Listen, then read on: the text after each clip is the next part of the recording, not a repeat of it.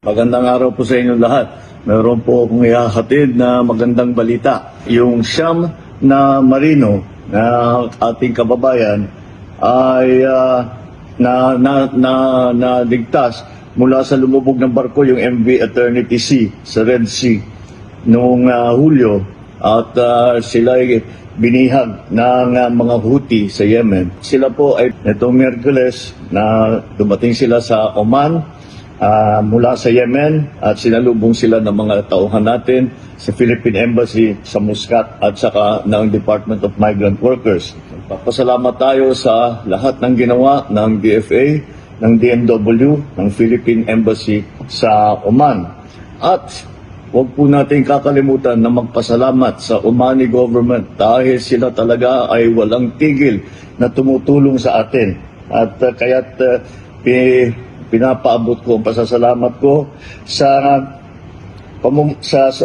Sultanate of Oman. Ang namumuno ay ang Sultan Haitham bin Tariq. At sila po ay talagang kaibigan po ng Pilipino, at lahat ng maaring gawin para iligtas ang ating mga marino ay kanilang ginawa. Kaya naman ay nandito na tayo at nailigtas yung siyam. Dumating sila sa Oman, nagka-briefing ng kaunti, inayos ang mga dokumento nila, at hindi na natin pinatagal. Gusto na siguro nila umuwi, Pasko pa.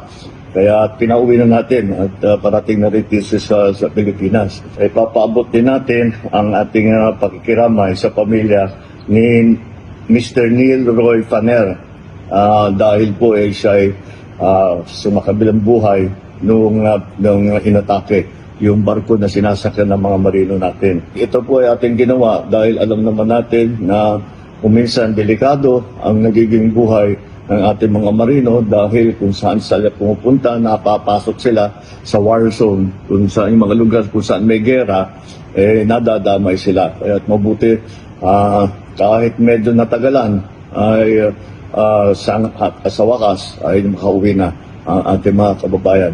Welcome home sa inyong lahat. Tamang-tama, Merry Christmas.